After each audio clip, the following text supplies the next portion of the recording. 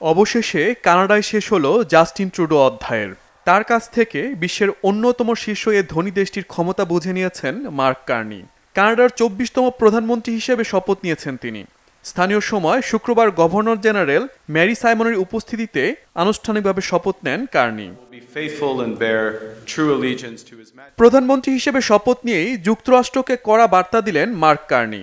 কানাডাকে যুক্তরাষ্ট্রের ৫১তম অঙ্গরাজ্য বানানোর স্বপ্নকে একরকম উড়িয়ে দিলেন তিনি। এসব পাগলামি বন্ধ করে প্রতিবেশী হিসেবে সম্মানের সাথে কাজ করতে মার্কিনীদের প্রতি আহ্বান জানান প্রধানমন্ত্রী মার্ক কার্নি। এরপরই অটোয়ার রিডো হলের বাইরে যুক্তরাষ্ট্রের উদ্দেশ্যে এসব মন্তব্য করেন কানাডার নয়া সরকার প্রধান। কানাডা যুক্তরাষ্ট্রের কাছ থেকে সম্মান প্রত্যাশা করে। আমরা কখনোই কোনো আকার বা আকৃতিতে যুক্তরাষ্ট্রের অংশ হব না। আমরা মৌলিকভাবে একটি আলাদা দেশ। কানাডা যুক্তরাষ্ট্রের সাথে একসঙ্গে কাজ করার ব্যাপারে আগ্রহী।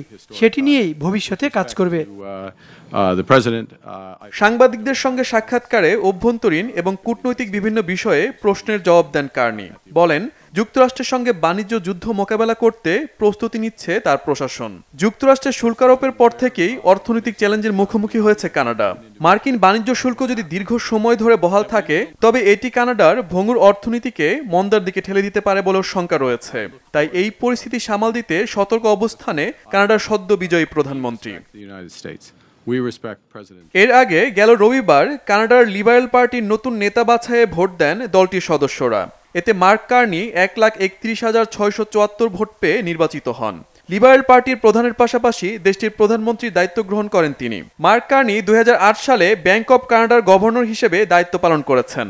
এরপর ২০১৩ সালে ব্যাংক অব ইংল্যান্ডের ১২০তম গভর্নর হিসেবেও নেতৃত্ব দেন তিনি। Shahid Arafat, Bangla vision, news desk.